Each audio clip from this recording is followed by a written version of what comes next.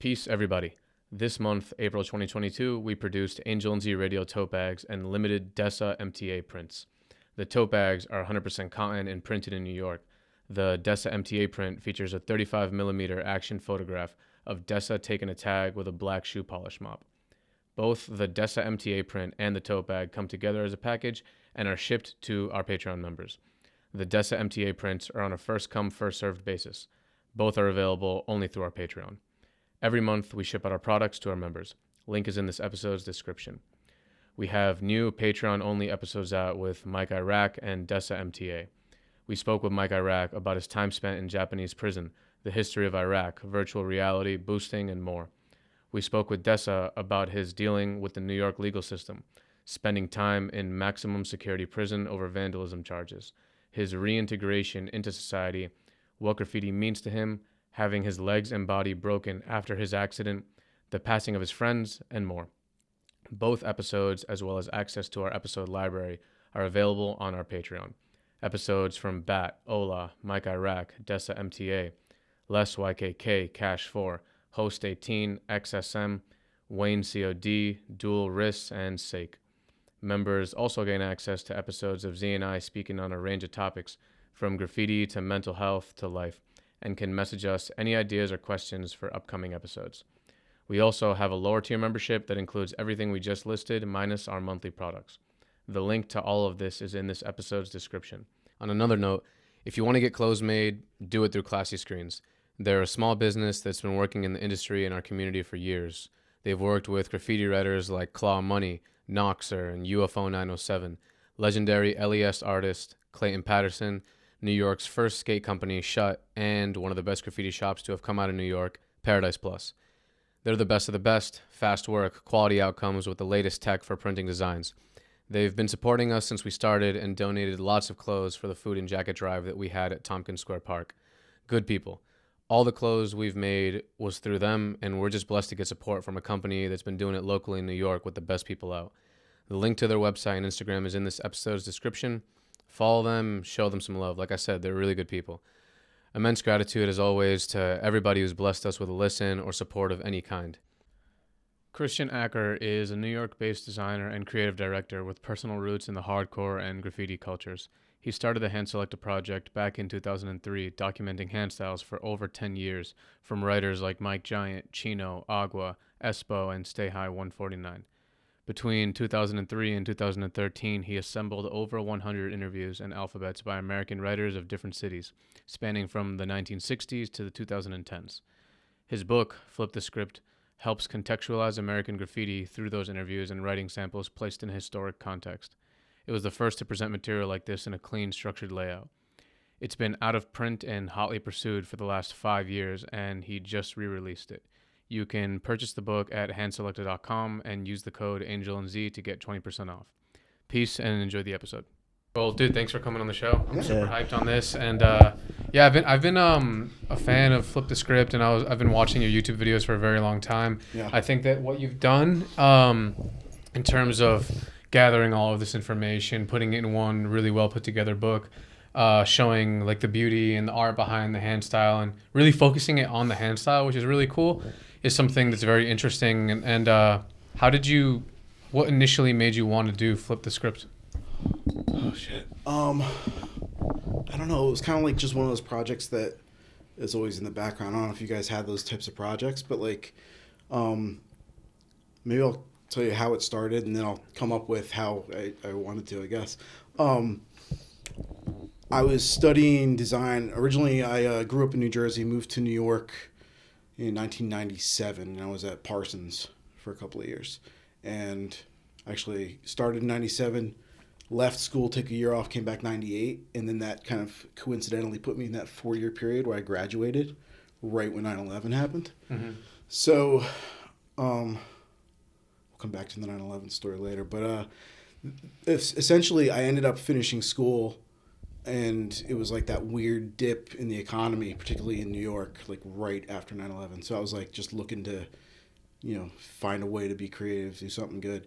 And I was studying typography in school, and at that time there wasn't like a type design program, but I had one teacher who had done type design, so I started like kind of messing around with this and interning with him. In the beginning, I was just trying to figure out my first font designs were like, I think I designed I did a tattoo font like before there was any tattoo fonts like out on the web and stuff. So I was like, it may have been a BJ Betts flash sheet from like a tattoo friend of mine, and did like a wonky like. It didn't, BJ, I'm sorry if that's out there somewhere. It doesn't do you justice. But I was doing fonts, and graph was always in the background. Growing up in New Jersey in the hardcore scene, my only experience with it was like the back of some strip mall in New Jersey for, toy shit for like years and years. And then when I moved to the city, I was just catching street level tags, just walking around, catching tags for the longest time. So I was really interested in kind of merging what I was interested in at the time, kind of outside of, the culture that we live in, with kind of the practical stuff of what I was learning in school. Mm-hmm. So that was also a period of time where like Barry McGee and Steve Powers and Todd James, they all had that big show at Deitch Gallery, like I want to say 99 or 2000 maybe it was. So it was like one of the first times where that stuff was like just starting to kind of pop up and like get not just the attention deserved, but the quality that you were hoping to see from it. So that was probably the inspiration for it. I was looking around to do it. A friend of mine, my buddy Mesk, who's one of the artists in the books, is from DC, and Mesk was one of the first guys to show me hand styles from different places, because growing up in the late 90s, it was all very similar styled stuff that I was used to. Mm-hmm. And growing up in DC, 10 years older than me, he went to art school in Philly, and he was the first person. I grew up in between Philly and New York, so I knew the difference and saw the difference, but I never had somebody actually like show me how to do a Philly hand. Mm-hmm. Back then it wasn't common to do that unless you were like around people who did it. Yeah. Now you can see videos of people doing it, and like you couldn't even read that shit back then if you weren't like around it, And it was 10 years of you compiling them, right? Or yeah. Like the description is like 10 years of you doing this to make the book a reality. So when you started, how were you able to track down all these writers? Because it's not like just New York. It's really all over the United States. One at a time. Mesk was the first dude to kind of like... Actually, Mesk was one of the first. When I was writing in college, I met Hens. And Hens was one of the first people to like sit me down and be like, all right, let's slow down. Like, before you go piecing, like, figure out a good tag. Before you even try to like add style to your tag, get a good print. Before you even try to do a throwy, let's like start you with balloon letters. It was very like Hens and Hush. I came to know Hush years later, but Hens and Hush like really had like a program for like trying to like bring people up and like give them like a program for how to like build style in a programmatic way, mm-hmm. which was very I want to say it was very old school. I'm not sure if they got that from someone else.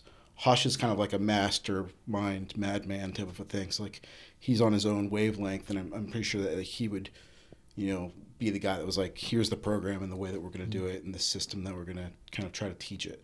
And he was down to like, these are the markers that you should use, and this is the notebook that you should have, and everybody should have like the same kit.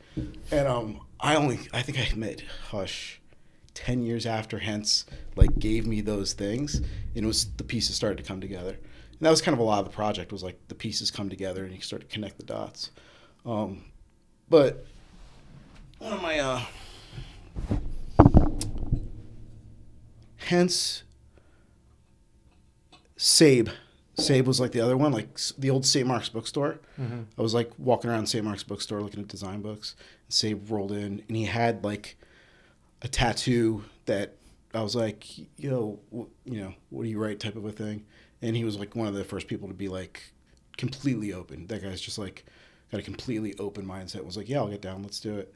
So once you have like 2 or 3 people, they connect you to some people. And, I think Mesk knew ESPO from back in the day. Once ESPO was down, other people wanted to get down.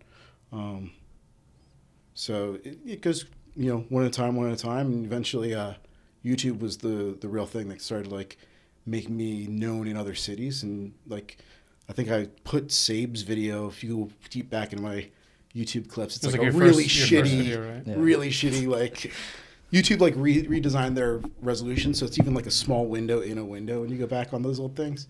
Didn't you your YouTube channel? It was like you started making YouTube videos when YouTube had kind of first started. No.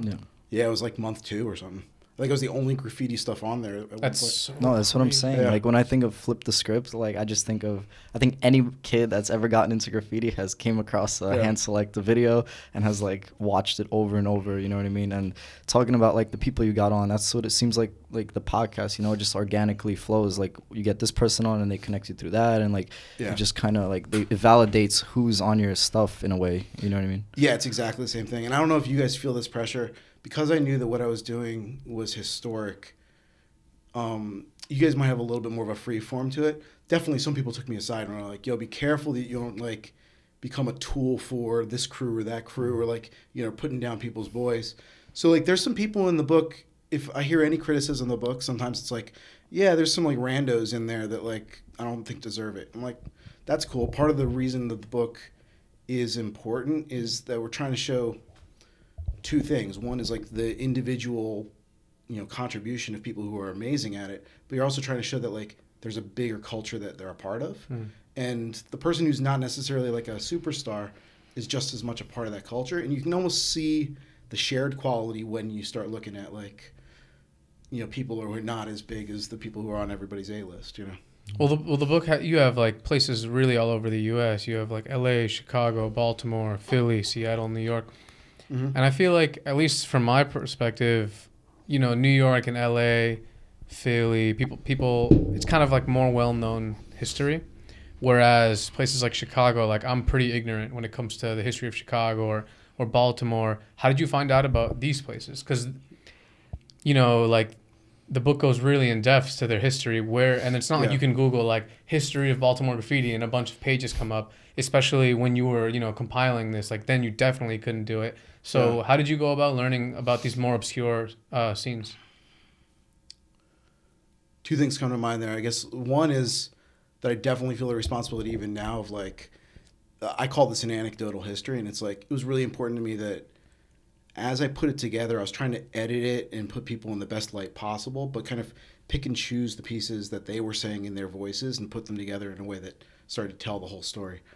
But it wasn't me trying to analyze it and then retell the story. And that was important because like the nature of the way that a lot of histories go is like the history of the victor type thing. And I was like, I didn't want to get drawn into that. But then there is stuff where you're like, well, if you got to put something down, you're risking it, right? So how did I go about Chicago? I guess one of the writers that I worked with was from Chicago early on, and he started connecting me with some people. I want to say Flickr. I don't know if you guys old enough to remember Flickr? I have a Flickr account where I upload stuff that, to be honest, you've probably looked at. It's like it's like 2010 to 2014. I used to just take pictures of everything. But we used to look on it. So 2010, Flickr was that like when you started it? Yeah, around there. Yeah, I want to say that was probably like the tail end of, you know, when I was on there. But yeah, like there was groups on there. Chicago Cold War was this dude that like just exclusively took pictures of gang graffiti in Chicago. And he would like break down. He was like precursor doing what I wanted to do for graffiti, but just for gang graffiti. And I was like, yo, I want to talk about this and do it, but like I have no authority to do it. Will you help me break it down and like explain it? So there's like a chapter or a section in the Chicago chapter that's like just dedicated to like the symbolism of gang graph. And what's cool about that is that when we were doing it, I think most of the Chicago writers knew this, but like I didn't know this. I don't know if anybody outside of Chicago knew it, but like in every other city, when you're dissing or ragging someone, you do a tag on top of their tag or you X them out. In Chicago, they would take your tag and then write it somewhere else upside down or backwards. So like, you know, they take your name, right? You can't do it with Z because it's just one letter. But they take Angel and it would be like the angel with the A upside down, like backwards. And then they'd like put your name around town to be like, yo, intimidate you. But in some ways, it was almost like the opposite of like the New York mentality of like getting your name up. But what was interesting about that is like it made you do other letters than your own name. So like Chicago, Philly, LA, they have like a respect for like whole alphabets that a couple of writers, New York writers, have, particularly the old school ones. But I think a lot of New York writers, especially when you're like young and twin coming up, like it's all about this like unique signature that's like more about the crazy style that's in it than like doing a whole alphabet. Yeah, no, because like I said, I don't know anything about a lot of the other scenes that aren't already well known about. They're pretty much just common knowledge at this point. So when I was, reading it, it's just like, I was like, how did he was able to find out all this stuff? It's cool to think about Flickr, because I feel like that was such a cool, like I almost wish that it would come back in the strength that it was in, but Instagram kind of like took over all of that stuff, but which we can talk about later. But I was, another thing I was thinking about was in some speech that you gave, you were talking about how you kind of, I guess, learned 3 major things from making this book, and just essentially studying the history of hand styles.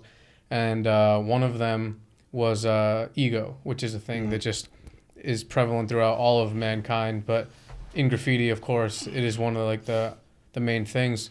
So what do you think about ego in terms of, well, one, all the writers that you met and were able to essentially interview to get the knowledge from them, but 2, just ego as a factor within the graffiti scene? Yeah, I've listened to a handful of your guys' podcasts, and this is a theme that comes up a lot for you guys in general, right? Like, you guys are both martial artists, and you both have a discipline, right? And the more disciplined you get, the more you have to face the fact that your ego is something that can get in the way of your betterment, right? Like, without the discipline, your ego can run rampant. With the discipline, you can start to kind of get a handle on it. There's a point in time where the discipline it's like fire. It's like, oh shit, it gets out of control, and like the discipline can make your ego worse, right? Do you know what I'm talking about? Does that make sense? No, definitely. And graffiti obviously is like, I mean, it's in that kind of, bragging aspect of hip hop. Like, to put your name all around is like, it's 2 things. Like, it's an identity signifier. It's like, hey, I'm significant and I matter. And what's interesting about that is that when it came to be in the 20th century, it came to be in the place where people had very little voice and very little tools. And I came up in punk rock. You guys came up in punk rock, right? Like, that DIY nature of like, I can do a lot with a little. And to some people that looks like damage and it looks destructive, but to you it's actually constructive, not destructive. Again, it's like that fire thing. Like, the ego can make it destructive. There's like that dance, back and forth. But like, to be able to call yourself a king, is, there's nothing more egotistical than that, right? But yeah, there's it's another thing that was kind of a warning sign from a lot of people who were in the book, and some people didn't want to be in the book. Some people were like, yo, I worked for 20 years to develop my style. I'm not just going to give it away. And I was like, I get that. I totally respect it. But at the same time, if you don't get it in here, you want the credit for developing it. Like, this is the chance to like tell the story in a way that hopefully, if you trust me to be respectful of it, we'll try to do it right. So yeah, it's, man, almost everybody I dealt with to a person is amazing. But I'm glad I met them in the instances in the time period that I did. You know how it is? Like, even people that here that you like widely respect. It's like, wow, I'm glad I met you on your best day when you were mature and not on your worst day 15 years ago, No, definitely. Well, in terms of, a lot of the people say that in terms of writing, there's one of the things that writers say, or the reason that they write is just for themselves. Like, they don't want to hear about this. They don't want to hear about that. This is, I just do it for myself. This is where I get my personal satisfaction from. Do you think that that's true? Seeing as ego is a huge part of it. And ego, you would think, has to do with, like, not only am I doing it for myself, but, like, you need to see this. I want recognition for the fact that people are seeing this, which is, there's no way around it. You want people to see your stuff. You want to be known as, for the most part, someone who's, doing your thing wherever it is you're doing it. So after talking to so many writers and really delving deep into it, because when you're writing, you're not just like, there's this well thought out what you're saying. You've thought a lot about it. What do you think that's true, that people really do it strictly for themselves? We're social animals. I don't think anything's strictly one or the other. I think a lot of times we live in a society that's pretty binary. It's like it's red or it's blue. It's Republican or it's Democrat. It's, freedom or it's, control. It's not, I don't think it's that easy. I think that a lot of people have a lot of different reasons for writing. It's like a lot of people have a lot of different reasons for all sorts of stuff. I think the nature of a writer that's writing in 2022 might be different than from someone who was writing in 1972.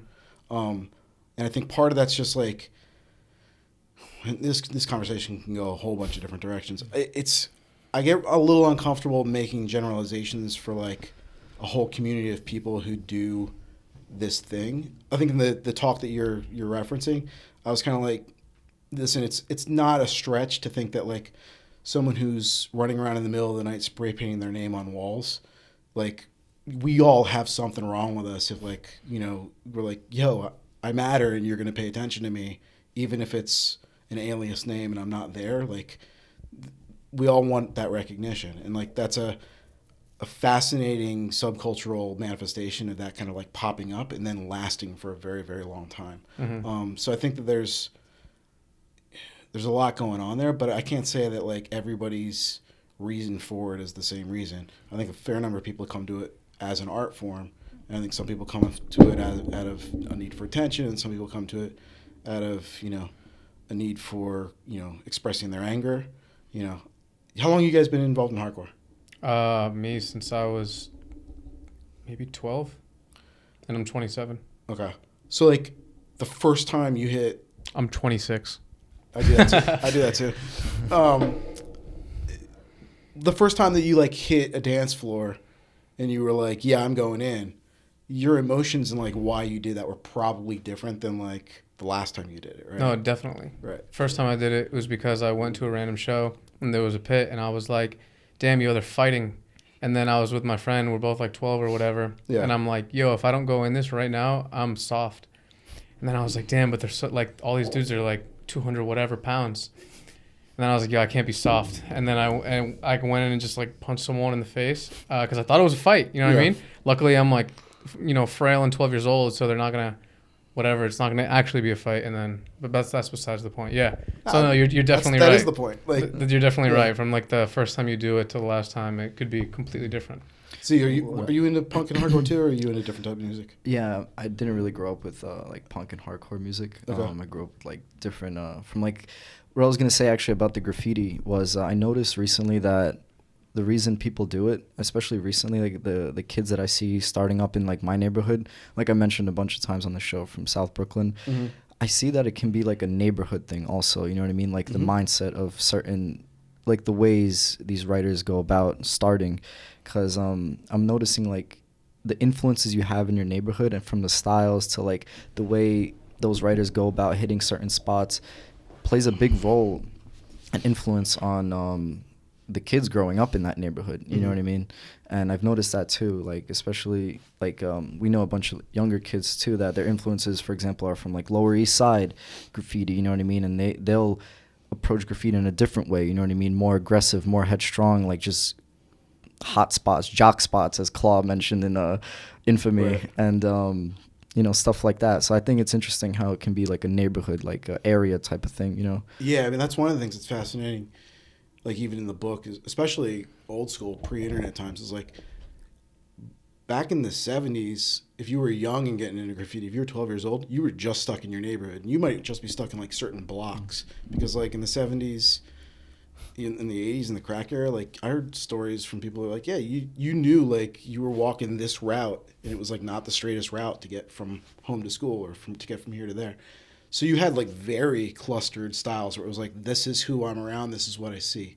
Now obviously you get to like Style Wars era and like grown ass men who are, dodging dogs and jumping barbed wire, like they're putting their shit on trains that goes from one end of the city to the other, and there's like a conversation that goes back and forth. In that talk that I gave to that arts council, I referenced the beef that goes on in Style Wars between Scene and Kid Panama, and they're beefing over like the flying eyeball, like who was original to put it on a train first. And this is kind of the fun thing about this project, and the fun thing about the way that I look at learning in general is like there was no mention of that was like something that was lifted. You know, it was a Rick Griffin graphic from like a rock poster. Like, the originality was that they put it on a train. Stay High Saint, like, he was very careful to like face it one direction because he thought that was more original than doing it the same direction as the TV show logo. And there's an appropriation where it's like, hey, I took this and made it my own, that we put a lot of pride in. And I guess part of what this project for me is like looking at that and saying you should be proud of these things, but at the same time, you're probably better off if you understand the context that you fit in. And I don't know, this is the nature of like the world that we live in today, is like the more things are connected with the internet, and at the same time, the more we're kind of like separated and more individualistic. And again, I don't think it's an either or. I think some of us prefer the individualism, some of us prefer the communalism, and more often than not, you have a blind side of not appreciating the other side. And I guess what I was trying to do is kind of say, like, I want to dive in deep and then help put this into some sort of context and story and like make that the gift back to people. Well, in terms of their, that was another one of the things you said, which is that there's nothing new under the sun. A lot of graffiti evolves through reinvention rather than invention. We're just taking old styles, putting a twist on it ourselves for the sake of not directly biting or whatever it may be.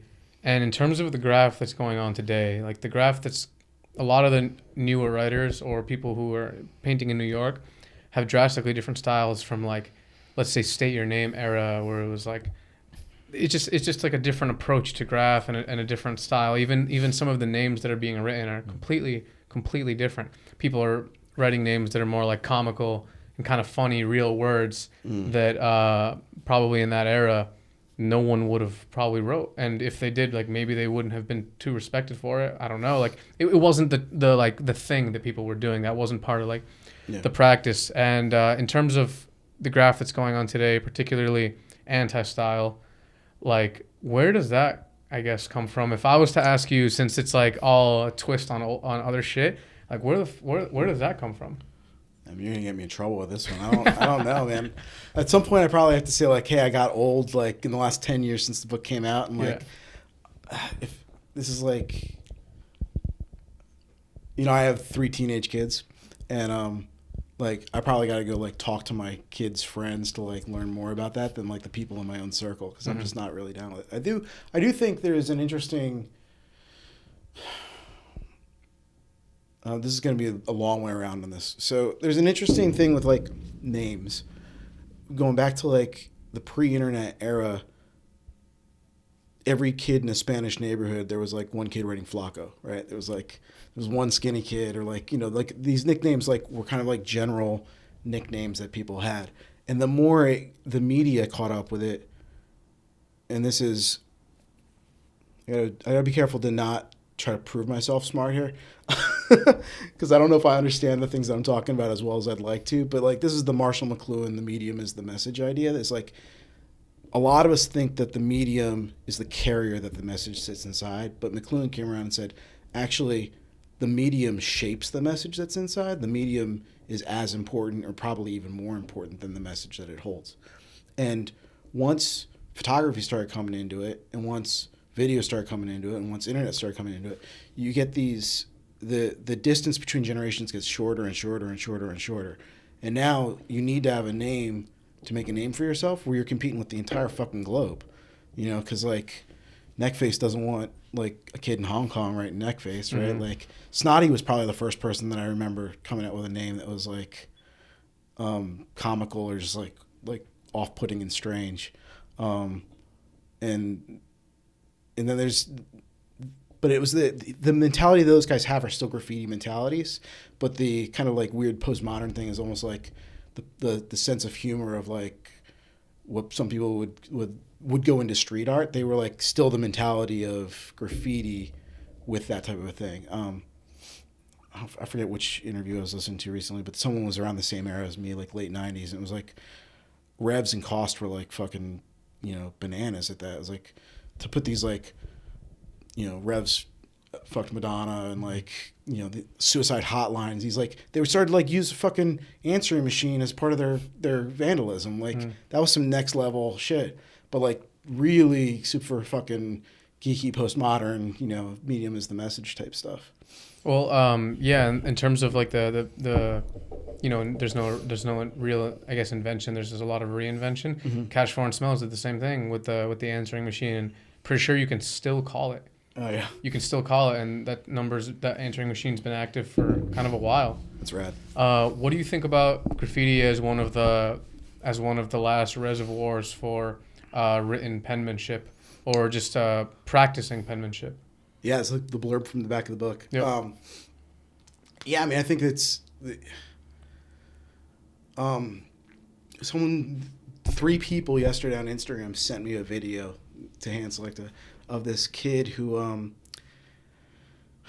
I assume it's some form of Asperger's. I'm forgetting the name of it, but he's a hyperlexic, I think is the name of it.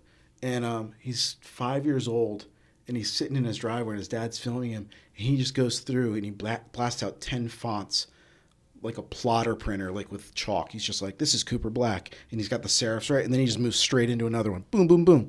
And fuck, what was your answer? What was your question? The question was just this kid blew my mind. I went back to like experiencing that video. just your thoughts on graph as one of the last forms of practicing penmanship. So I guess my point was that this kid at 5 years old is like obviously a rarity and has like an amazing gift, but it's not normal for a 5-year-old to like learn to write the way that I did or the way that my parents did or freaking my grandparents. I don't know, have you ever gotten a letter from someone over 65 or 70 or 80 years old? Like the script is amazing. And the inspiration for these books is these calligraphy books made by Speedball, which used to make calligraphy pens.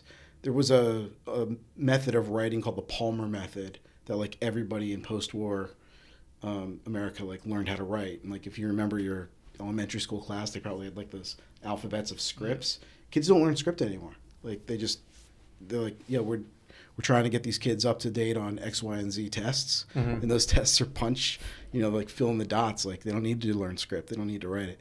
And again, going back to the medium as the message thing, I don't know if I've got like a judgment on whether that's a good or a bad thing. But one thing I definitely know is that like it changes the way that we think. Like we have a human operating system that like is not just what we think, but it's the way that we think. And that operating system changed like when Gutenberg printed that first Bible, and it was like, yo, you can read this. You don't just have to hear somebody tell you about it, or they weren't even telling you about it. Oh, by the way, you speak German? They're going to preach it to you in Latin. And then he's like, oh no, here it is in German. You can read it yourself.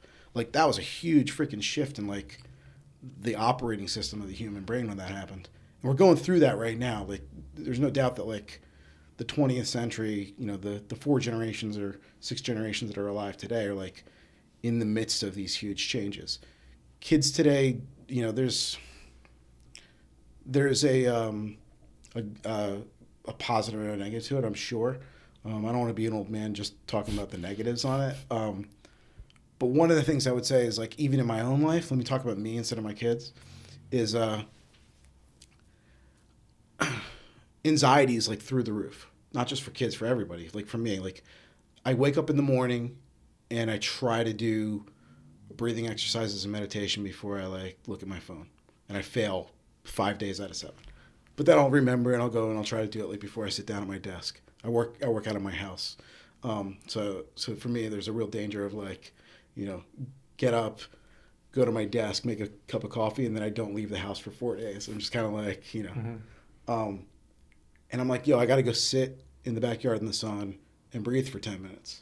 And if I can do that, then it literally slows down. It's not like I'm trying to like mentally drink from a fire hydrant. And that's the way it feels if I'm not. And try to go write a handwritten letter on an 8.5 by 11 piece of paper. Like it's almost impossible for anybody to do that now because your thoughts are faster than your hand can do the words. And I think there's something to slowing down your thinking so that the quality of your thinking in the words is different. I don't know if it's better, but it's you're slowing down the thinking so that it matches your handwriting. And I think that graffiti writers do that, and really good ones, it's like watching someone with kung fu. It's like, oh, I used to coach my kids in soccer, and with soccer, you say it's precision, technique, precision, then speed, then power. That's how you teach a kid to kick. It's probably the same in martial arts. Like, you do boxing, or what do you guys do? Jiu-jitsu. Oh, yeah, jiu-jitsu. So my kids are all doing BJJ too. It's like it's precision, then speed, then power. If you like jump into the tail end of that before you've like done the muscle memory, you'll end up building bad habits. You'll have a hole in your game. And I think that we're mentally doing that because of the way that we live with digital tools right now. Again, I don't want to be a crank of an old person, but I do think that like the speed is faster than we've evolved to be, and I don't think that like our evolution's going to catch up to the speed of technology. Technology's going to keep getting faster. Yeah.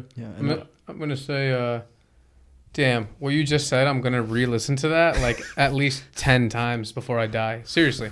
That was absolutely crazy. And the thought of us going through a shift like that, is probably, I've never really fully thought of that. And I think that you're right. I think that we are going through a shift like that because on the one end, we're losing the ability to write in the same way that we once had. And it's just going to be lost more and more as the skill of writing gets phased out. Because it's like, you could say that, knowing how to pump gas is a skill, but not if you live in a world where gas is not used anymore and only electric cars are used. And it's kind of like the same thing. It's like knowing how to write is a skill, but not really if you don't live in a world that writes anymore. Like if everything is typed and everything, and I do resonate with the thing you said of like when you check your phone in the morning because you work from your home. Mm-hmm. And feeling like you're trying to mentally drink out of a fire hydrant, because the thing that I've experienced at least is the fact that, okay, so if you work and a lot of your work comes from like, let's say your phone or your computer, the issue is like you might check it for whatever reason, but the thing is like it's pretty much an office. So like all the shit that came in from the night before is coming in right then and there, first thing in the morning, getting 400 thoughts going into your head, and like you said, it makes your thoughts run 50 times more than they would. It's kind of like for anyone who like their work isn't necessarily associated with, let's say, a cell phone or a computer. Imagine every single thing that was said to you throughout the day at your job was actually just said through your phone, and all at the same time. So then when you take your phone off airplane mode, boom, boom, boom, boom, boom, boom, boom, boom, comes in like 90 things, and it definitely becomes crazy. But the thought of like I write every day, on paper, but that's just because I feel like it clears my mind. Mm-hmm. For some reason, if I'm typing, and I've tried to do typing instead of actual handwriting, I don't feel the same effect. I feel like I'm literally texting someone, right, which I don't want to feel like because I'm trying to unwind from that. You know what I mean? So, for me, it's a little bit less about like the skill set. It's funny, I'm trained as a designer, but the work that I do now is mostly strategy stuff. So if you look at, I've got bookshelves and bookshelves of just like sketchbooks. I've been in the habit of like keeping my sketchbooks since I was like 12 years old. So I just have and what I'll do now is like, I'll go back, the first like 20 pages of my sketchbook is the best stuff from the previous sketchbook. So they'll have like a piece of tape on the back of them with the date that I started that book. And I'll just I'll go through and I'll be like, all of these thoughts or like notes from any fucking podcast that I'm like, trying to like transcribe while I'm listening to it to like bring these ideas together.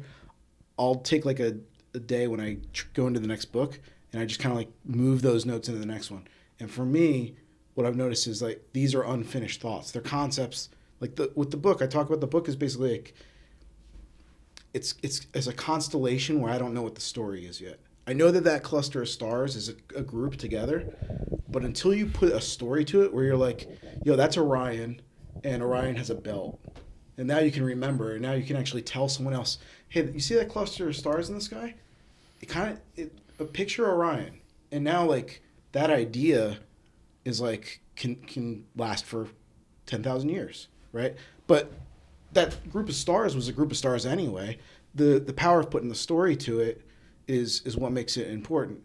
I have all these dots that I'm like trying to figure out the story to, just in my life. And I realized after I wrote Handselecta, that's what Handselecta is. It's like, for whatever reason, my personality, I'm just like, I like the stuff that's like on the chaotic edges. And I'm like, let me go check that out. But I have some weird desire to like put it together in some way that, makes sense.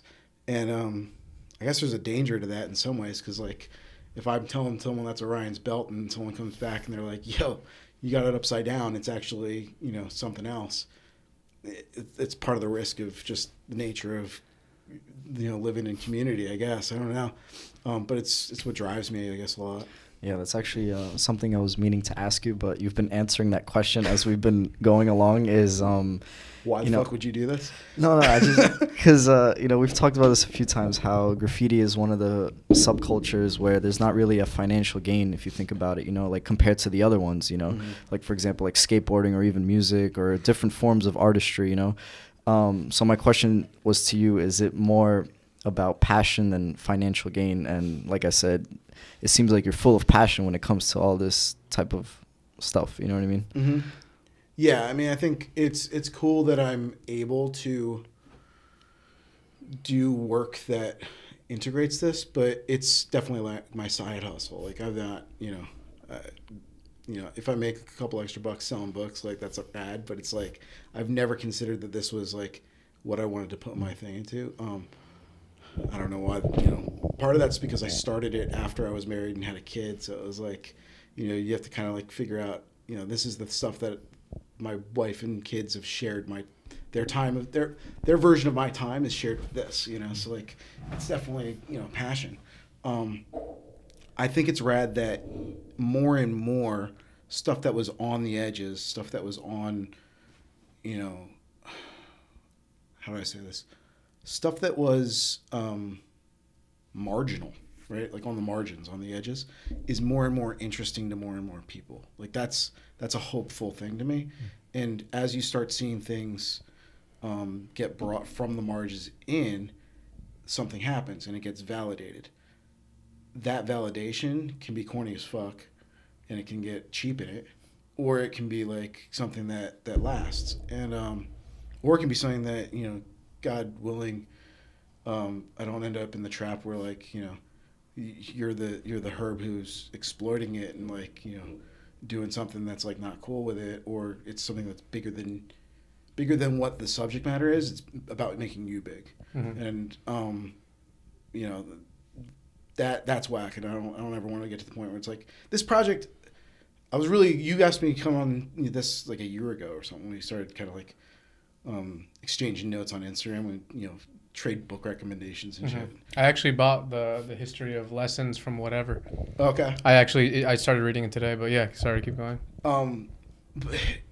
I've been hesitant to do stuff like this because this project isn't about me. It's about like 100 representatives that are about something bigger than them. And even a lot of them were like, I'm not the representative of my city or this thing. And I was like, that's cool. Like you have something to offer, and I want to help put that in the context of everything else. So in a lot of ways, I'm really honored that you care to talk to me, but I'm nervous about, ever making it about me, I guess. No, I totally understand what you mean by that. But the thing is, I feel like at least with Flip the Script, it's like, I think you did a pretty good job with showing it for what it is. I don't think that, like, I never once thought it was about, like, specifically the author. Mm-hmm. Rather, it was about the actual documentation and history of handstyles and graph from different cities. And like you said, you're not just showing, like, the victor.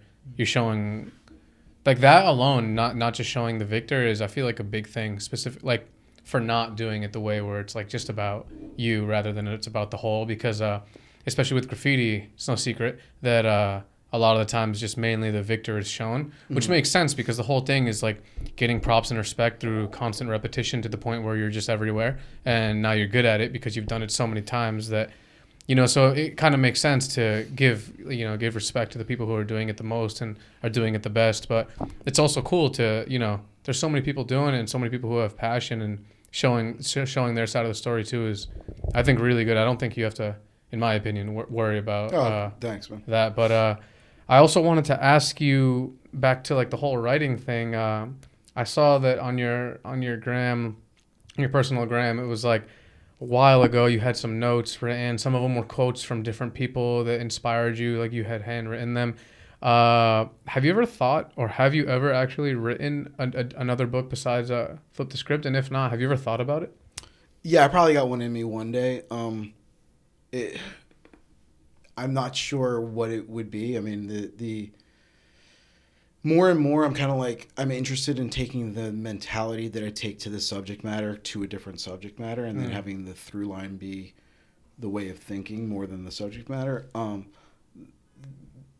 I love each and every one of you who've contributed to Handselecta. I love you dearly, but trying to deal with 100 vandals over like an extended period of time is difficult to say the least. So like, a podcast is freaking brilliant. You guys like, you get them in, you get them out. It's like a couple hours. I'm like, my poor wife for 10 years would go visit my PO box and like pick up these yellow. This is the cool thing about this is I have like, you know, archives of like handwriting samples of everybody. It's not just like scans and iPhone flicks. Like I would try to chase someone and like, it would be 5 years later. And I'm like, yo, the books, I got to print this thing. Like, you think you can send me back an alphabet?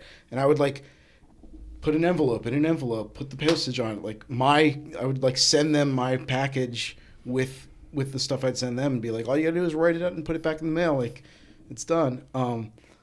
And so I don't know, like, until my kids are like out and grown and I can kind of like put some time into it. I don't know if there's like a follow up on Flip the Script in the works.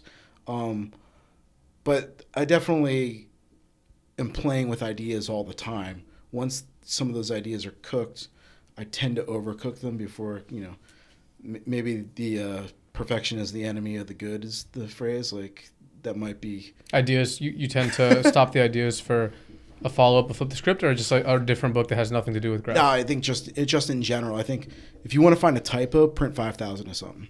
Like, there's that stuff like keeps me up in the middle of the night. I'm like, you know, I really want this thing to be like perfect for everybody who's out there and make it a gift to anybody. And there's definitely like a little bit of a perfectionist in me that's scared of putting stuff out there because you're just like, man, as soon as you do, you're going to want to like edit it and like fuck with it a little bit, you know. So. No, I definitely feel that. We both definitely feel that. Like, every time we do an episode, especially in the beginning, like when we first started doing these, like I'd be like, yo, everything that I just said was just so offensive, wrong, and like the worst thing I could have ever said. Or it just made me sound like a total fool. And like he feels the same way. Even like, now, like, do you still listen to them, or do you just like move on?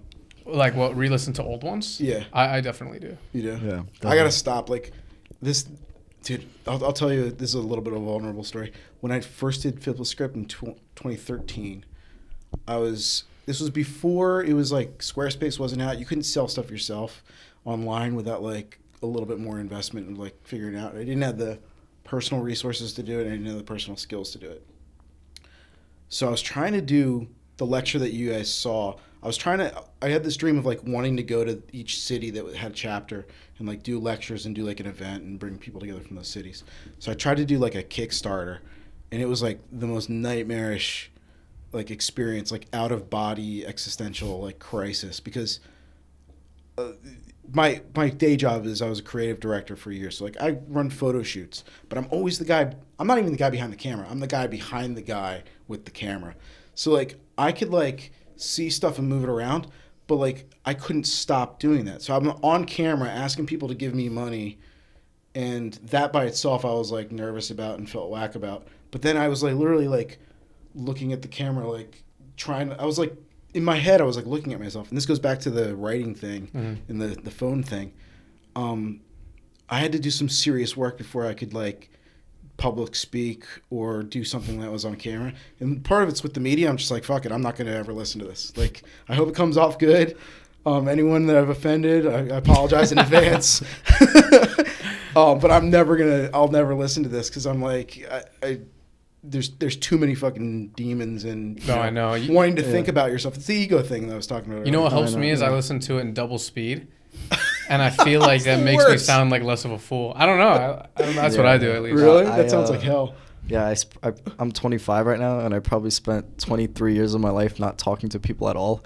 And all of a sudden, I'm like, oh, is there a podcast? So, like, every time I speak now, I feel like I'm in, like, a DMT trip. I'm, like, just, like, fucking tripping on, like, this experience. Do you think that's just your personality? You're just shy, or?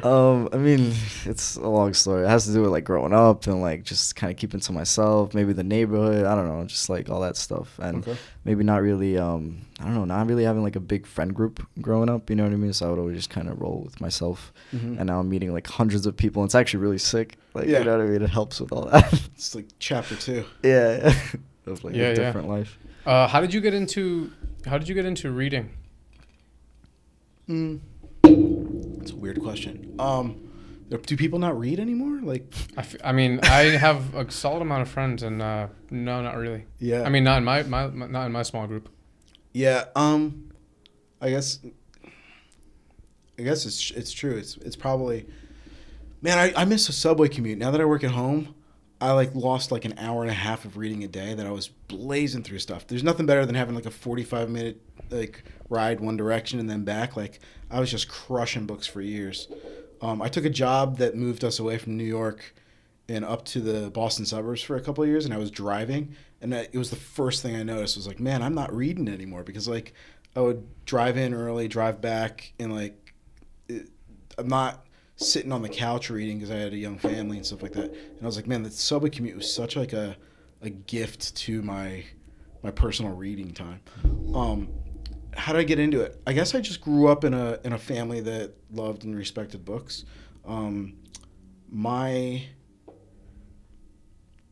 My parents' generation, or my dad was the first generation to go to college. His dad was a steel worker, worked at Bethlehem Steel in Pennsylvania. My mom's dad was a history teacher, and he went to college after World War II on the GI Bill. And when I was growing up, he retired in the late 70s, and like all through the 80s up until eBay crushed his business, he was a used book dealer. So I had really fond memories of going to this barn that he had in Pennsylvania, like just over the Delaware, like eastern Pennsylvania. And it was a giant barn. And he used to do buying trips down near Princeton, New Jersey, where I grew up. So he would come down like once a week to like buy estate sales and books and shit like that. And I would go with him to buy stuff. And he, like, because it was like a small business, he knew very specifically, like, I got a customer who will buy this book, and he'd like make individual choices on individual books. And when I grew up, he was that generation, that post World War II generation. Like, I don't know if you've experienced this or seen this, but like those guys would like build bars in their basements and stuff like that. Like everyone was kind of a master of none, you know, like a generalist, jack of all trades. Yeah. And there's something about that generalist of like, you know, I'm gonna, you know, learn the carpentry, build this thing, build my little, like, you know, manhole cave thing filled with books and collectibles. And, you know, he would go through these different periods where it was like he'd collect cowboy and Indian stuff, or like, you know, nautical themed stuff or whatever. It was like basically what going to a tattoo shop feels like now. That was like his space, was like this type of a thing. And I guess the collection stuff and the book stuff was like just always around. So I think it was like really pretty deep in me. I think I sent you an email.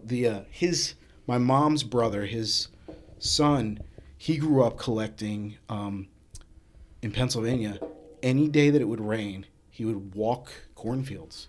And back then they used to plow fields. Now they do a spray. But when they plowed them and it would rain, he would just walk hunched over for 50 years, and he ended up with a collection of like 100,000 arrowheads.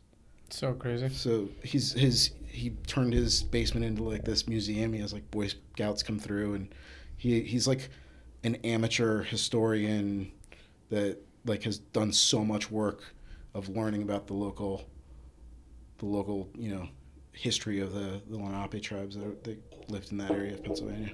How did you get into that? Just finding these treasures in the ground when he was a kid. Like when you pull like a perfect arrowhead out of the dirt, Like, I've only found, like, as a kid, like, broken ones. I have, like, a little pot of, like, broken ones. But, like, when you find a perfect one, you're like, wow, this thing was in some guy's hand 5,000 years ago, exactly the way this is now. And it was probably the cause of, like, many deaths of, like, different animals and stuff. Yeah, for sure. Because, like, from finding the different spots, like, he could tell, like, oh, there was an encampment here, or there was, you know, a place over here. You kind of, like, piece these things together, which, again, I didn't realize until after I did the book. I was like, holy shit, I'm doing the same shit with, like, tags. Mm-hmm. It's the same type of thing where it's like I'm hunting for these things, and I'm like, wow, that's a really beautiful one. How does it fit in? How do we tell a story and kind of piece the thing together? So in terms of like reading and stuff, you were kind of always into it seems. Yeah.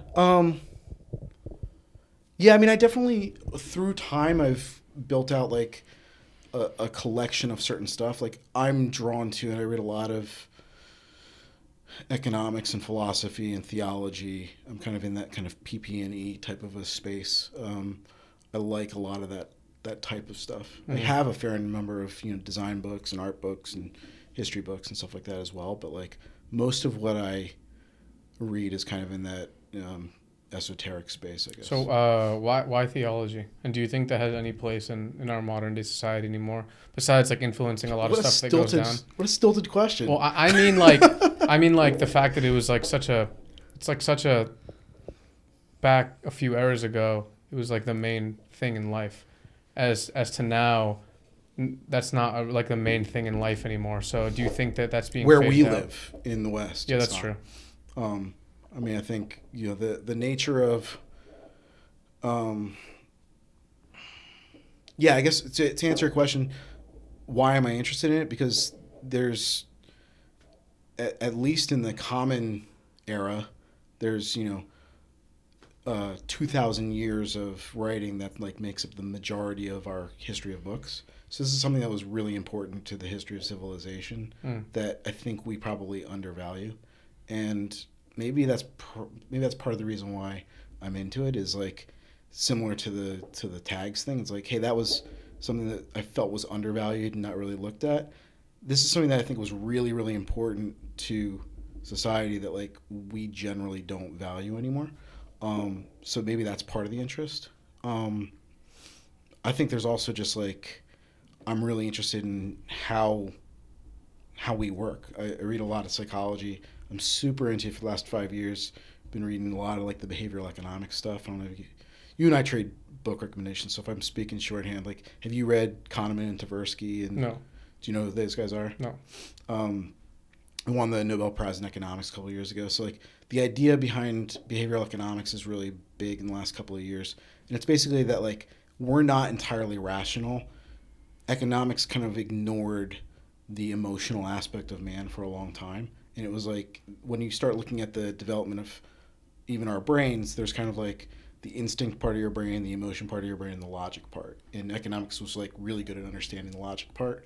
But the behavioral economists and the psychologists are like, hey, guess what? You don't actually live in that intellectual part most of the time. In fact, you make up your minds based on your emotion on something, and then you justify it with the intellectual part. So I'm a really huge fan of, did I recommend Jonathan Haidt to you? I'm not sure. The problem with my your Instagrams is like, there's just a lot. Whenever I put, like, book recommendations, yeah, each person will probably send me like 5 to 10, and before you know it, I have, like, I don't know, at least 50 recommendations. So I pick and choose as it goes on, and I also have, like, a pretty long list that I'm working on myself. So then, you know, I just go back and forth. Yeah. That's why I just got to the history of the lessons from, you know, the one that you recommended to me. Ariel and yeah, it was Durant, like two people, yeah. Right. So I just started that one today. But what do you think what do you think that you've gained from the stuff that you've read? It's something that I kind of struggle with myself, because sometimes I'll be like, yo, how much more is this just like useless, very specified knowledge? How much more do I have to read? What is this even fucking doing? Am I wasting mad hours? So what do you think about that? What do you think you've gained? Well, I'm an amazing podcast guest for one, right? Like, yeah, I don't know. I guess I don't look at it as a gain, right? Like, all right, let's take your BJJ. Yeah. if you could ask yourself, what have I gained by BJJ? And then you'd be like, okay, that's it. I'm at whatever belt I'm at, I'm done. Or you could be like, no, I'm just in love with learning, so I'm just going to keep going. I'm probably in that space in a couple of spaces in my life, and I'm trying to now take that mentality and apply it to other parts of my life, because I think, you know, it's the open mindset versus the closed mindset. Like, the closed mindset is like, I'm good at this. This is my identity. I suck. You know, it's like it's one or the other. It's very binary. Versus the other one, which is like, this is kind of what I was saying about the, you know, geez, I'll fuck with a book forever if I don't put a deadline on it and get it out. It's like, you know what? It is what it is. It's as good as I can make it. On to the next one. Like, you know, everything's a learning experience. There is no failure. There's only learning. Mm-hmm. And, you know, there's only opportunity. And I guess with learning, because I do believe, and this might have something to do with it, I probably am a little bit more traditional, or like an older generation mindset of like, I do believe that there is some sort of like actual structure that the world is following. There is some ultimate truth. And that's a really contentious idea in like a postmodern 2022. Like, but because I believe that exists, I believe that you can piece together pieces of that understanding without ever actually touching it, but you can kind of figure out the direction of things. What do you mean without ever actually touching it? Well, I don't think that we there's that old adage about the blind man and the elephant. You know that one? Mm-hmm. There's 6 blind men trying to describe an elephant, and one of them's like, oh, an elephant's like a spear because he's got the tusk, and one of them's like, oh, the elephant's like a tree with big leaves because he's got the ear, and someone's like, oh, the elephant's like a tree because he's got the leg. And there's a very postmodern idea of like, oh, see, truth is like the elephant. None of us have a full view of it. There's a secret story behind that story, which is even to use that as an example assumes that whoever's telling the story has a view that's outside of it, right? So like you have to know what an elephant is to use that analogy, right? Yeah. So I guess I'm in that space of like, I think I'm probably one of the blind men, but I believe that someone out there somewhere can see what the elephant is. And I guess if I'm trying to learn from more perspectives more and more, like I can understand a little bit deeper in one space and then go to another space and get another angle on it. So I guess that's kind of my attitude towards learning in general. It's funny because like my kids right now, my oldest is graduating high school and looking at college, and I'm really big on education, but I don't know if I'm really big on college, and I don't know if I'm really big on, maybe I'm not even big on education. I'm really big on learning, but I don't know if I'm big on systematic education. Yeah, I don't know if I would say systematic education, but because there's some things that the system, if you go back to martial arts, someone who can teach you, or go back to shout out to Hush again for like and Hans, who were like teaching me like the basic stuff when I was starting to learn hand styles. There's a system that like I might not be mature enough to understand why I'm in that system, and in that case, education might be good for someone. Like learning how to do prints before you do scripts, right? Those types of things, like you have to have a humility to know like there might be a reason there. But I think a lot of our education system now is more about specialism than it is about generalism. It's more about giving you a credential so that you can then plug that credential into some place in society where you can kind of like win within that system in that game. And I think education does that really well, but I think that learning is a little bit more of a generalist. I like more of a generalist thing, which is like, hey, whatever this is that I'm learning, like there might be no system that you can apply this to, but my friend who's, you know, a great builder, I'm like, holy shit, like I wish I understood engineering and building. I wish I was just a fucking carpenter the way that like a rudimentary carpenter can fix shit that I can't fix. Like going back to the car thing, it's like you think about the people who bought the first cars, like you almost had to learn how to be a mechanic to like, you know, to wind up the fucking Model A, and like, you know, you'd like buy a car and buy you know, a mechanic to live in your stable or whatever it was. Like there's something wild about like that specialization that we went into it with industrialization that I think we've lost a lot of that generalized knowledge that I'm kind of obsessed with right now. Yeah, no, definitely. I think that it's important to have a generalized knowledge because we do live, like you're saying, in a specialized world where if you're not doing that, you're essentially kind of not really going to survive, as you're not playing the game the way the rules are set up for you. The rules are set so that specialization is key.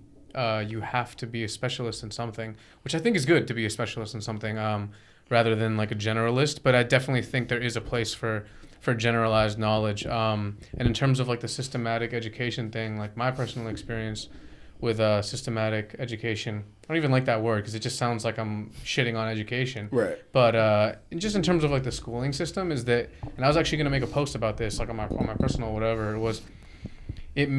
I didn't get into reading for a while because, and my father reads a lot. And the reason I didn't get into it, looking back on it now, was because I thought that if you were a reader, if you were like especially a younger person who read, you're like the epitome of a sucker. That's what I thought, because I thought that you're a conformist and you're not able to see outside of the spectrum that has been laid for you. So like, you know, just tying along with it, if you read the pages they tell you to read, you're like a conformist fool who wasn't able to like see how to get past that. Like you had to do it because you weren't able to think of any other way to not do it. So now not only that, but now if you read on your spare time, not only are you a conformist fool, but now you got tricked into thinking that this is something that you like, which is truly insane. Like that's what I thought. So I was like, no way in hell I'm ever going to read anything, because then that would be crazy, right? So that's what I thought, which is not what I think anymore. But I thought that for the longest time, and not that I like regret thinking that, because obviously whatever, it made me who I am, whatever. But like, I think that it, when I look back on it, I think it closed a lot of opportunities off that I'm unaware that it closed off because I never experienced them. Because coming from that mindset, I also closed off a bunch of other things. Like if someone's sitting next to me, and fuck that person and fuck this person because they're just like this, which means they're also conformist fools. Like they probably read books like that kid over there. And I think that that's something that could be maybe fixed, or maybe it was just my personal issue, but maybe something that could be fixed with the way we go about educating people, because it's like not, at least in the school that I went to, it's not like cool to be understanding what the teacher's saying. You're actually like super whack and you don't have your priorities straight. That's I guess my mindset. Grade school or high school or grade college? School, high school, and for me it was going early on in college, same thing. Like, so I think that that's something that could be, but something that I think is really cool, relating it to like the podcast and graffiti, is like when we've spoken to people, like I'll just think of some like Hurt or CH, Nove, Jest. There's a lot of them, honestly. It's, you know, Distort, but a lot of graph writers and even skaters. Like we talked to Steve Caballero a few months ago, and you know, Steve Caballero or like Andrew Wilson, people who young kids are not going to associate them with like conformist fools, and they're going to associate them with like the highest level of that subculture, highest level of skateboarding, highest level of graph. Like you think of Nove, you don't think of at least I wouldn't have when I was, let's say, 15. I wouldn't have thought of a conformist fool. I would have thought as like a graph writer, like a bomber, and you know. And I think that maybe would have helped me, hearing these people and their ideas, to know that I don't have to think just like in one way, because even the people who are within the graph scene or the skate scene or the hardcore scene have other interests. It's not like just graph. It's not like just skating. They have other interests, and they also do have like general knowledge. And I kind of came up thinking that it wasn't that way, so I went out of my way to like not be that way. What do you think? What do you think planted that seed in you about kind of the hatred for conformity? Was it an experience when you were young, or was it a relationship with your parents or with school from when you were a kid? I mean, I come from the punk rock space too, so yeah. I think it's a pretty normal thing for anyone who's into punk or graffiti or, you know, anything that's like not from early hip hop for sure. Now that's like such a hip hop's like the main culture. I'm not sure if that's still as much, But again, like anyone on the margins, I think that like you're like, yo, there's the chaos that's out here, the individualism that I see in this, that, and the other thing. That's not like what's in the center of the society that I know. Was it an attraction or was it a rejection? Yeah, I really don't know. All I know is that I just I mean, I feel like it's normal for like if you're a kid, you get put into a situation that you're really overly forced. Like they say, like anything that's like all like two things that are opposite, if they're pushed to their extremes, become similar.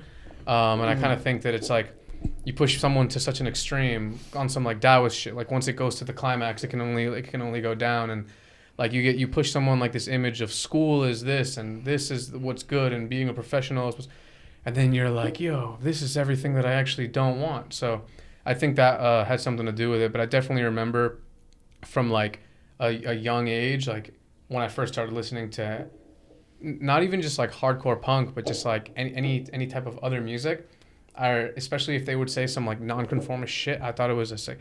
Like in G.G. Allen has a lyric where he's like, "You hate me, I hate." You started with G.G. Allen. No, when you were like 12 years old. No, but G.G. Allen's like you're like a nonconformist. Like you're like you had to have like a gateway drug before you're like, fuck it, I'm going all the way to G.G. Allen. Well, no. You started with like Rage Against the Machine, right? I started with like Iron Maiden. All right. But like, I don't really listen to G.G. Allen like that. But he has this one song where he's like, "You hate me, I hate you. You never understand the things I say or do. Fuck you," or some shit like that. And I listened to that when I was like super young, and I'm like, and I'm still whatever young, but like when I was even younger, and I remember being like, "Yo, this is it. Like this is the sickest." Like the message, I guess. And going further, like when you speak on Flip the Script and Graph, how a lot of writers will have like social problems. Like I don't think it's necessarily healthy to think that, because you're gonna just have problems. Yeah, Gigi's not your model for most people. Well, yeah, you're gonna have. If well, he is, it's probably still not healthy. Not even like G.G. Allen, just like that idea of like fuck the entire world. Yeah. I think that's just gonna cause you mad problems, and I think that's kind of caused me mad problems. I don't think it really brought much. I mean, it definitely brought some good, but you know, you never know like what else could have been. That's what I think. Yeah, no, I was gonna actually agree with what he's saying about the fuck the world mindset, because I've been on that for a long time. Like I've spoken about it on my like personal podcast, like when we did an episode of My Life in a way. And I should have listened to that one before it came on. Yeah, that one's crazy. How I grew up, kind of like just having one friend that was into like you could say conspiracy theories, where like pretty much my whole mindset, the foundation was like fuck the government. I don't trust anything they say or do. Like fuck the world too. Like fuck society, because no one knows. Like you got blood for blood lyrics going on. Yeah, there. like nobody knows like what I know, you know what I mean? Like all these people are dumb, all these people are sheep, you know what I mean? And it took a long time for me to kind of break out of that mindset, you know, and kind of have an open mind on the world. So like I know that the more you feed that, like fuck the world, fuck society, fuck people, like that's kind of the answer of what I was talking about earlier, being like antisocial. That was a big part of it, you know what I mean? Just being like, yo, these people, like, they're so dumb. Like, they're just walking around mindless. They don't know anything that I know, in a way, you know what I mean? And yeah, so it's not good to feed that dog, in a way. Yeah, I'm gonna get a little geeky here, but it's fascinating to me when you look at just like going back to the Marshall McLuhan and kind of the history of pop culture. I was watching a movie, an old Paul Newman movie. I like old movies. Called HUD, and Paul Newman's I think he's a cowboy whose dad's like they own oil fields or something. This is a while ago, so if I'm getting the details wrong, you'll forgive me. But the whole story is like Paul Newman. I want to say this was like 1960 that this movie was made, and it's almost like one of the very first anti-hero stories where you're like, oh wow, the good guy and the bad guy are the same dude. Like he's a shitty character, but he's so fucking cool in this movie. He's like that young Paul Newman, you know, Cool Hand Luke era type of a dude. And Paul Newman, apparently, the whole story is kind of like his mother had died before the movie was going, and he's living with his father, and he's got his nephew, and I think his brother had died, and that's why they're kind of like raising the kids. So there's like these 3 men in a house, and the grandfather's trying to be a good influence on the kid, and the kid's looking at Paul Newman, as like his model of a man. And like the opening scene is like him having an affair with this woman. He like comes out of her house in the morning because the kid's sent to like pick him up, and he's like walking out of the house as the woman's husband comes in, and he's just a lech. He's not a great guy. And Paul Newman was terrified that like when that movie came out, all these teenagers would have like posters like this on the wall of like him in that character. And for him, this was like a really human, really awesome story, and he was the perfect guy for it. But it was like what we were talking about earlier. It's like the operating system of the culture is changing. It was like, wow, the anti-hero is now so important in like the year 1960 that even the guy who was playing it didn't realize that the value had shifted. And he was kind of like turned off by that and like almost like, man, I don't know how I feel about my involvement in that and like where we're going. And that's not to say that the world's going to hell, but it is to say that shit does change. Like our view of those things does change. And we definitely have grown up, and if you grew up in that kind of like, you know, I'm kind of like the tail end of Gen X, the optimism has turned to a cynicism, has turned to a pessimism. And like the number of kids like my kids' ages who, you know, I don't want to get into conspiracy or politics on this shit, so I want to be careful what I say, but like environmentalism is important, but the nature of raising kids who are 7 years old to feel the responsibility for that, I question. So while I do think that we need to raise them to have responsibility for it, I'm like, what the fuck are we doing to them? Like this shit is like, there's a lot of heavy shit going on in the world right now, and I don't think that like the nature of the way that we're trying to like get them to be the, you know, Whitney Houston, I believe the children are the answer. Like, yeah, but that's a hopeful, optimistic version of this. We've now moved into like, yo, you got a lot of this heavy shit that you guys got to figure out because all the old people are fucking it up. And I don't know if that's like, I understand why that has like, the combination of those things has turned into like, fuck you in society too. I mean, the answer to that is, you know, I don't know, play more Bad Brains, listen to HR, like, you know, try to keep the PMA. Like, I tell my kids, it's like, listen, you need to be responsible, but you need to be responsible not for the world, for yourself. You need to treat people you come across with love and respect, but the only one you can change is you. You can't change even your friends. Even if it was on a personal one-to-one relationship, you still can't change other people. There's no way you can fucking change Putin. Like, I don't want my kids stressing about that. I do want my kids stressing about the fact that, like, you know, the fucking senators are trying to, like, draft fucking women in the future under the guise of equity. I'm like, yo, if you're not bugging out that, like, that shows that we're preparing for a war with a country that's vastly outnumbers us, like, I'm all for equity, but like I'm for equity when you're your own individual and you're not fucking cannon fodder. Like, I'm sorry, I didn't mean to get into the politics of that shit, but no, I think definitely if you're like a 13-year-old right now, you've taken on a lot of crazy worldly issues in the past few years, like of a whole like pandemic, you could say, like a World War III, like social justice issues, like a lot of stuff has been going on. So like it's heavy. You're gonna have like bags under your eyes and like a receding hairline as like a premature pubescent boy. But what was I gonna say? Yeah, about the PMA.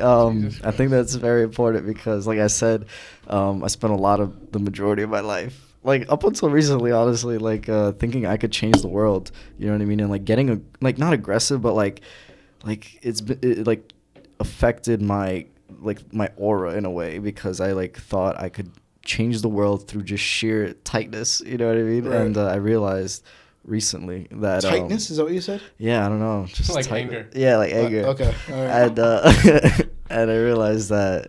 Did you ever make anyone smile? Where you're like, yo, that dude's so angry. He made me more positive. I'm gonna change the way I'm living. Maybe without knowing, maybe them being like, that's not what I want to be. Or so what changed for you recently?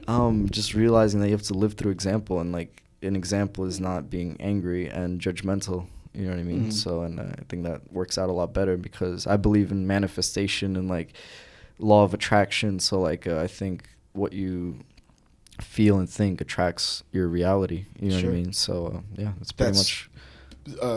I mean, HR got PMA from Napoleon Hill. You know who that is? Yeah, No. Think and Grow Rich. Yeah, Napoleon Hill was the guy who coined the phrase positive mental attitude, and that was like his whole thing was like this like manifestation thing. I don't know if I'm on that wavelength entirely, but I think there's something to it. Again, like I'm not scared of reading stuff that I don't agree with. Yeah.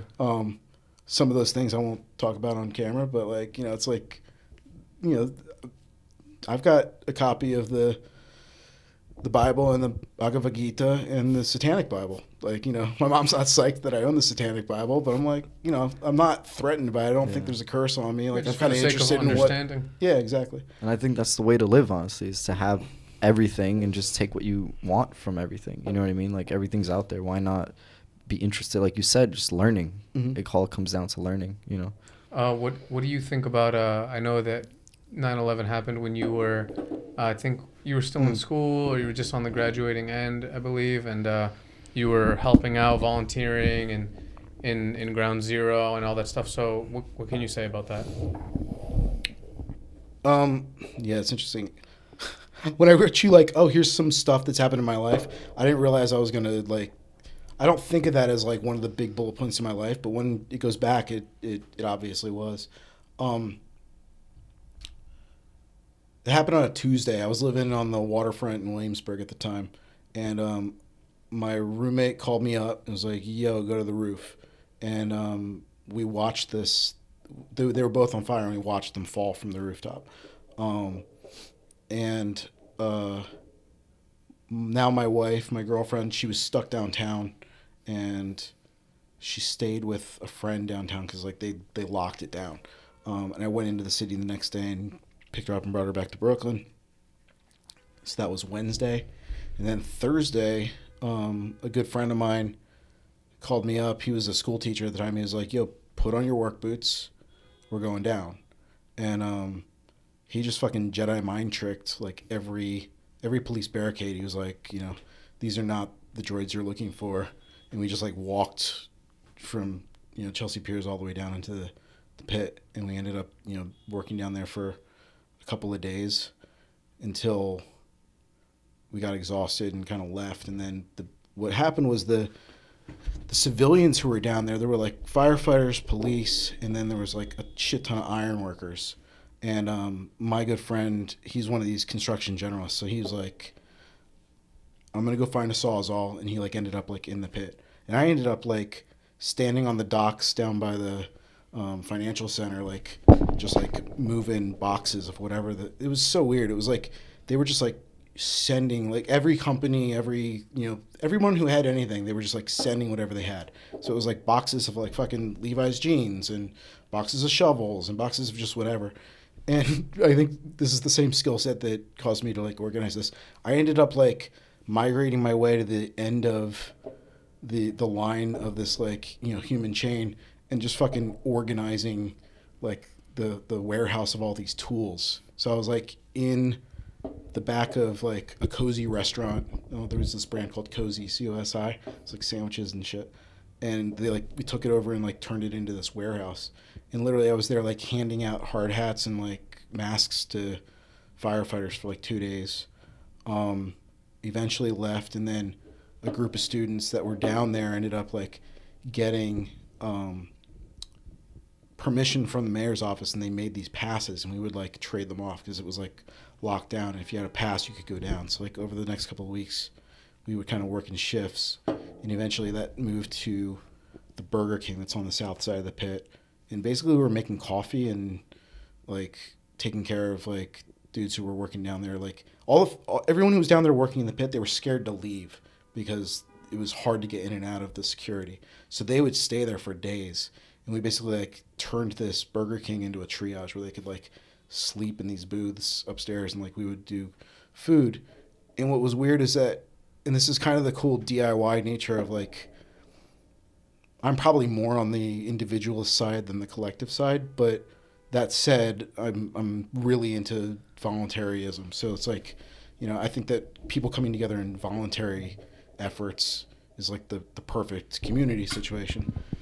Red Cross and Salvation Army, they could do only so much, and they literally had regulations where they couldn't come close because they didn't know if it was like poisonous or whatever. So there was like hot food like 20 blocks north, and they couldn't get it down there. So like all these civilians that, because we had these passes, we would literally just like do runs of food back and forth for like the first couple of weeks until it was a weird thing where it was like, oh, get in where you fit in. Like the people who were there who were doing like real work, they can't leave.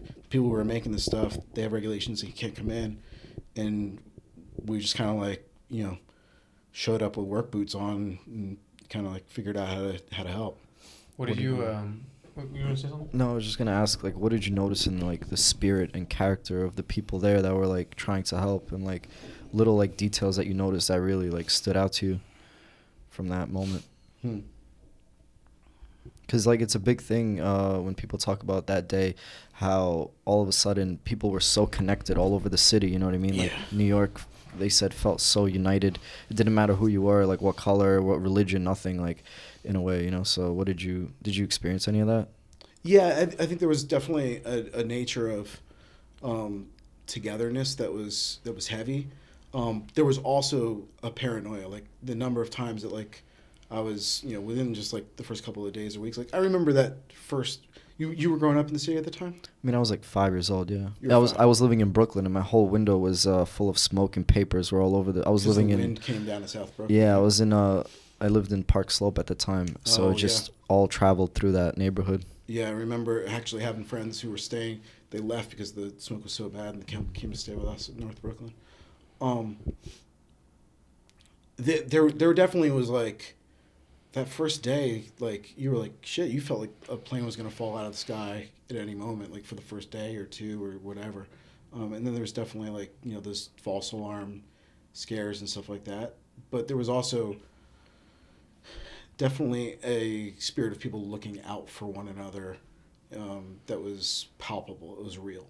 And then, you know, maybe this is part of my conspiracy shit. Like, I have a folder of photographs that I took. Like, I got pictures of the towers like falling in sequence. But I took a shit ton of photos at the time because it was freaking me out when there was like flags everywhere. I'm like, where the fuck are all these flags coming from?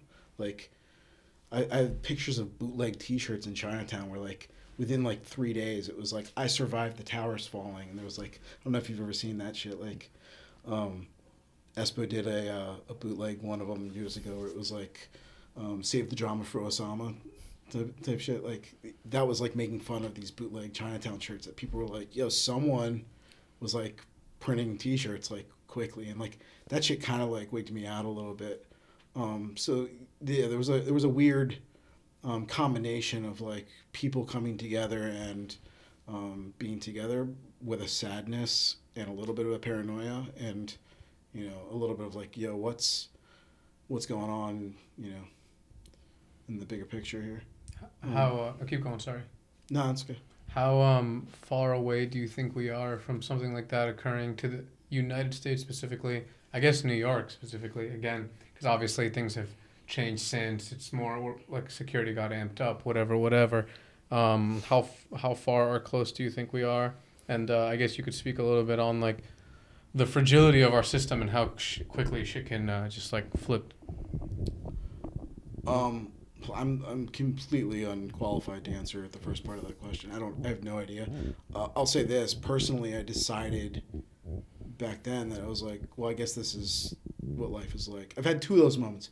One was then where I was like, well, I'm going to live here. Like this is what it's going to take to live here, and I'm going to live here. So that happened September 2001. My wife and I were dating for about 2 months, and we got married in November 2002, 1 year later.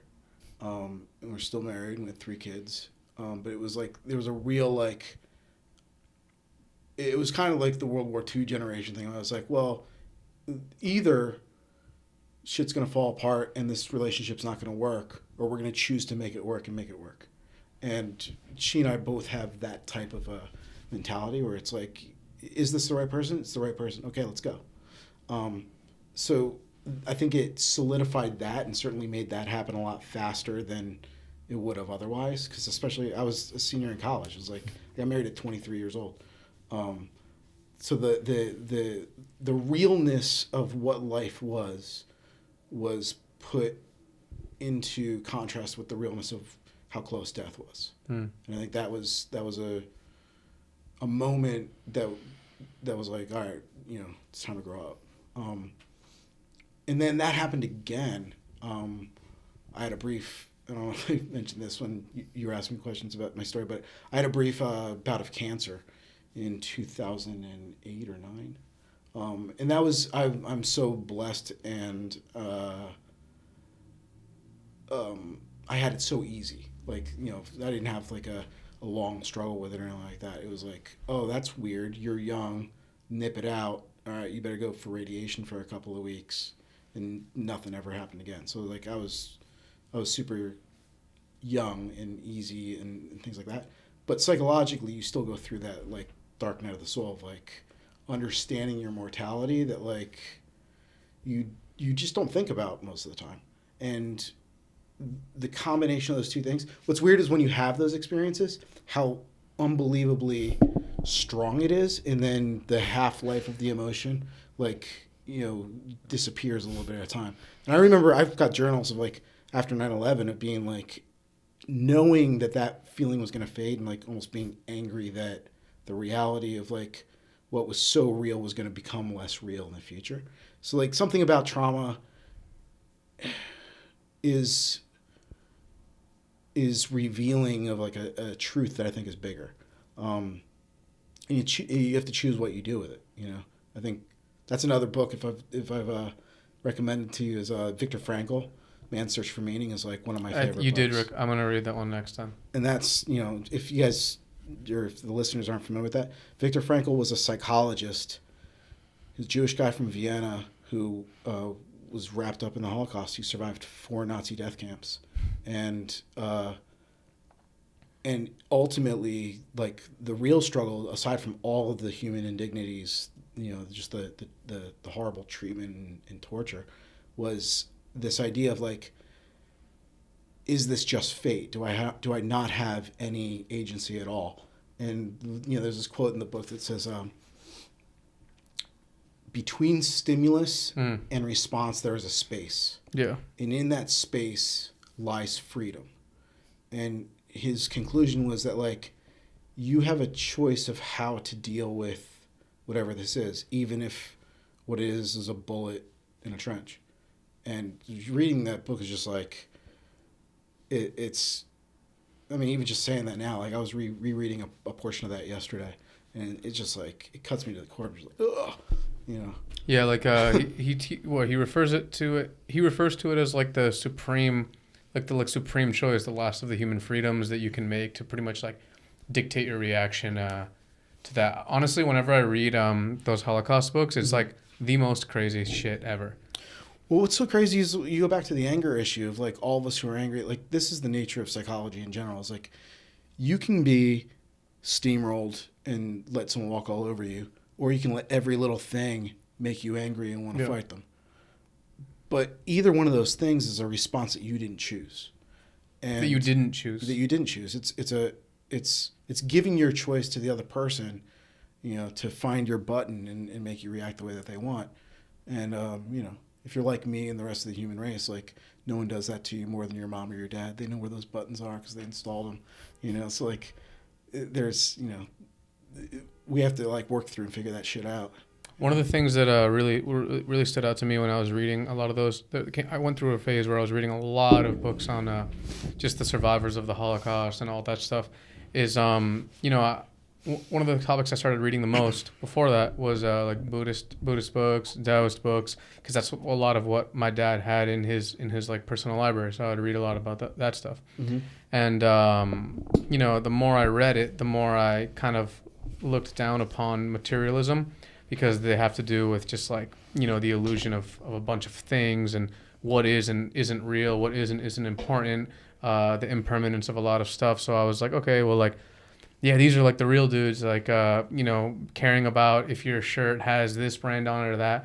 Like, matter of fact, I'm going to like try to own almost nothing. That was like my thought process. And I held it kind of for a while. And I was reading one of these books on a survivor of one of the crazy concentration camps, and he was talking about how what they try to do is break your humanity by not letting you have the choice of what to wear. You have no more objects, but those objects are kind of part of being a human. It like kind of defines your humanity. That's why it's important for the people who are undergoing that to make sure they try to like maybe personally stylize in a little way, like their uniform that they're wearing, or make sure they do their hair even though they know damn well that no one gives a fuck about what their hair looks like. Try to clean your nails even though you know it's going to get dirty, because that's part of being a human.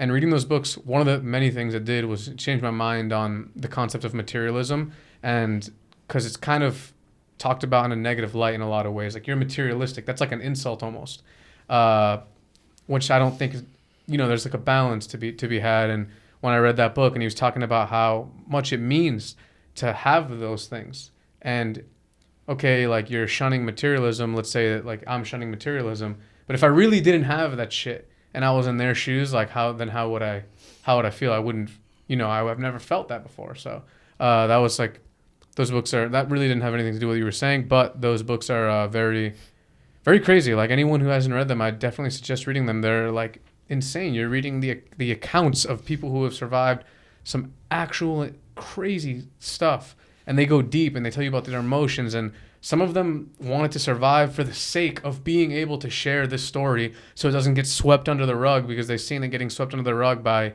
mad people dying in front of their eyeballs. So they're absolutely amazing. Yeah. Yeah. There's a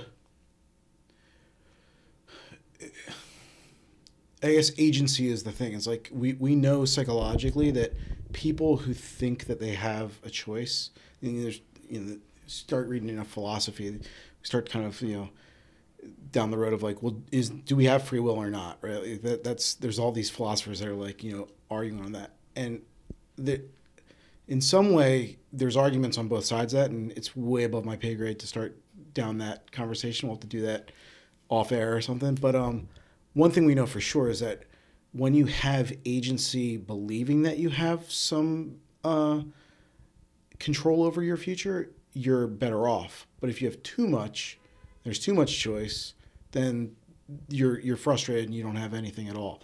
So he talks in the book about like sometimes just giving over to whatever fate is. So like sometimes you'd be like, oh, we need a work crew to go do this thing, and then you find out that whoever went on that work crew was just taken to another camp and killed.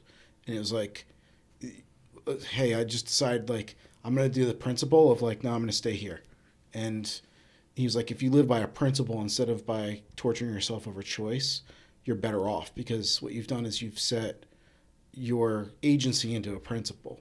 So, I mean, again, going back to like whatever you guys do with your own practices, it's like if training is a way of life, then you don't have to make the decision every single day, do I go out and train today?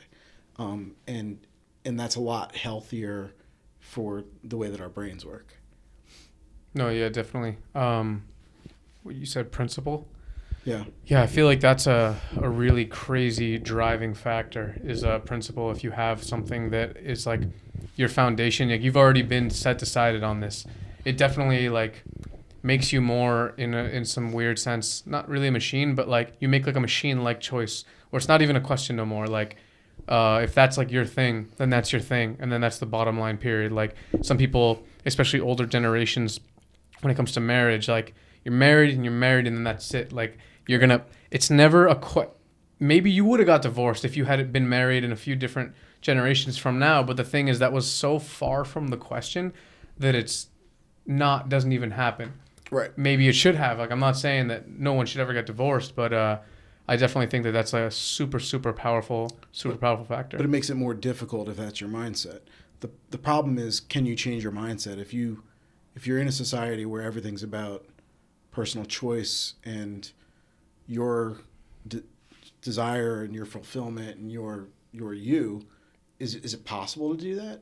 You have to do a lot of work to get to the point where it's like, no, I want to get to that principle. You can't just decide that and start one day, right? But do you think that it's in some people's like fate or destiny to find that, like to look outside the box and find that mindset to go beyond that? Or do you think that do you think that everyone has the potential to do that, is what I'm trying to say? He doesn't talk much, but when he does, he drops bang or something. Man, I think it's both. I don't think it's an either or. I think that there are things outside of my control that will happen. There is a fate, and at the same time, there are things inside my control, and those are the only things that I'm going to worry about. I'm going to try to worry about the living the right way, the living the way that's not just honorable and respectable, but gracious and loving and maybe vulnerable. And I've made that decision. And that vulnerability may be the thing that undoes me in my fate. But that's a way that I want to live. Damn, we got deep. Oh, that was good. That was good. I actually heard something the other day, which I thought was a cool example in terms of like destiny, because we talk about that shit all the time. That like, and maybe you guys have heard this example, but like life is like or destiny in terms of personal choice is like a canvas, and then you have different oil paints. Now, if you want to paint with watercolor, well, then it's too late. It was your destiny to have this like oil paint as the medium. But what you do inside the canvas with said oil paint can be pretty much like literally anything. But you can't paint outside of the canvas; it just won't go anywhere. So I feel like you said, there's like a spectrum that we are in control of. It's like everything. It's like a mixture of both. It's like stuff that we are in control of, stuff that we aren't. I don't think it's even if it be true, I don't think it's beneficial to think that everything is up to destiny. And even if it be true, I don't think it's beneficial to think that nothing is up to destiny. You know what I mean? Like, I don't think either extreme thought like benefits you. I think like the most beneficial is to have it be somewhere in the middle, where you're kind of maybe more matching like some sort of reality. Because the fact is that we don't have full control, but I don't think we don't have no control. Like Sam Harris makes a pretty good argument against the fact, like saying we don't have free will. And after I read that, I'm like, damn, he's dead ass right. Like we really don't have free will, bro. Like that's crazy. But I don't know, like especially when you read people who have been through crazy shit like that, like whatever, Viktor Frankl. Like right. I don't know. I think his experience counts for something, aside from just philosophical debate. Like he fucking experienced some crazy shit. So I don't know. That might count more than like sitting and pondering random ideas in like a vacuum. Yeah, I mean these ideas, they're not new. I mean, like, you know, St. Augustine's talking about these things. Like there's a theologian, I don't know if this is Augustine, but there's a contemporary guy I was listening to that was kind of talking about this, that like the nature of the Bible, a lot of people think is like, oh, this is the way that you should live. And if you read like Genesis, it's absolutely not the way that you should live. Like the first couple of generations are just like completely fucked up and like brother murdering brother. But if you end up going through like the idea of like the lineage of like this person had that person, eventually it leads to this idea that like, redemption comes from this person. And when you go back, you're like the joke that someone was like, hey, if God wants you to go to Egypt, don't worry, he's going to give you 12 jealous brothers who are going to throw you in a pit and sell you into slavery. He was talking about Joseph in the story of Joseph. And it's like, in some way, the most horrible thing, at least in the Hebrew Bible, this most horrible thing was a linchpin to how redemption comes in that story. And what's interesting to me is that like it still matters, everything still matters, but at the same time, it's not an either or, it's a both. And particularly in that sense, the Hebrew word hesed is this idea that like you are connected to God's people, and it's not so much about like you acquiring approval, it's about you being connected. So it's like a father and a child, right? It's like my kid can disappoint me, but he's never not going to be my kid, and I'm never going to disown him. And like that doesn't mean that like he's always living, you know, my kids are living the way that I want them to be all the time. There's always learning opportunities, but like in teaching them the way that I want them to live improves our relationship, doesn't make our relationship worse. But it's really important for them to know that relationship is secure and it's not insecure. A lot of the anger that we're talking about, it comes from the fact that like we live in a world where like all of us have deep insecurities, and all those insecurities come from the fact that like on a macro level and on a micro level, shit's fucked up. Like in our personal lives as much as in geopolitics. Yeah. It's if you want to talk about anything else, I'm more than down. If not, I would say, dude, thank you so much for coming on the show. I really, really enjoyed this conversation. Oh, I'm glad. Thanks for having me. Yeah, thank you so much, man. This is amazing Yeah, to I'm witness. gonna re-listen to this one a few times. All right, right on. All right, peace. Thanks. Oh wait, fuck. Yeah. So you're dropping your new book. Oh, that's what we're here for, right? Yeah. Yeah. So just I guess tell people what's the deal with dropping it again? When does it come out? And maybe it'll be out by the time this comes out. I'm not sure. It'll be around that time. So Yeah, it's out. It's been in pre-sale right now. If you've ordered a copy of Flip the Script, it's in the mail or will be in the mail next week. It's a Flip the Script is a history of hand styles in America. It's took about 10 years to write, and it went out of print for about 5 years, and the prices got insane. And the publisher and I kind of figured out a way to bring it back and make it affordable again, and we're psyched. Make Flip the Script affordable again. That was our slogan that we printed on red hats. cool. Well, we're definitely gonna have the link to that, in the description, and put like a little thing in front of the episode for everyone to hear. So, like I said again, thank you for coming, bro. Thanks for having me. Yeah, Appreciate it. peace.